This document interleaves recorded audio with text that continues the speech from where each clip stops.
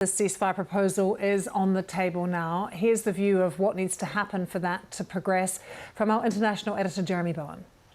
Well, they have to say, yeah, we'll do the deal, but also there are a lot of granular details that they would have to go through, like, for example, the ratio of released hostages to prisoners, what kind of prisoners, what might they have done, and what sort of hostages as well, old people and women, including female soldiers, those sorts of calculations. The proposal that Biden laid out, which he said, of course, and it's been repeated by his officials, that it's an Israeli proposal, is what he said, is in there are 6-week blocks, basically, where this would happen.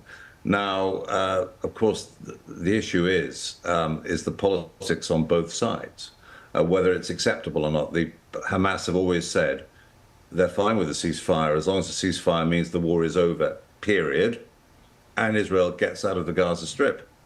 And from the Israeli point of view, since Biden made his speech, the Prime Minister's office has made it clear that what they're concerned about is sticking with their objectives, which is the dismantling and destruction of Hamas as a political and military force. And that, of course, as an objective has been criticized, because how do you actually define all of that? And as well as that, one other thing, of course, it's the Israeli political dimension, which is that Mr. Netanyahu is reliable, his government depends on the votes of extreme Jewish ultra-nationalist parties who made it clear that they're not at all interested in these kinds of deals. In fact, what they want to do is even go in there, set up a government in Gaza and settle Jews in a lot of the territory as well.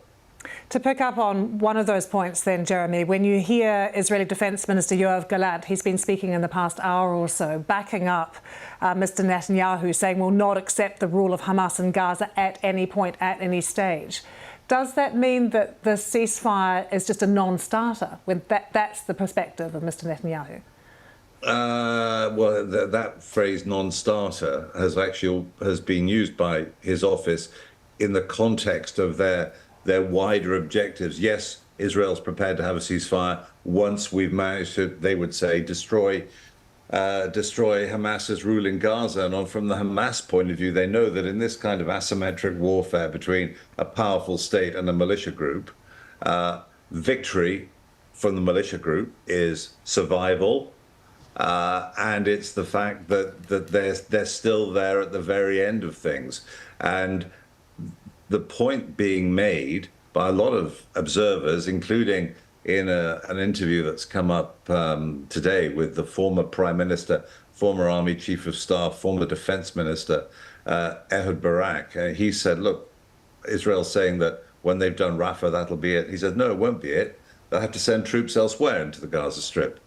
The point is that it turned into an insurgency, or is turning into an insurgency.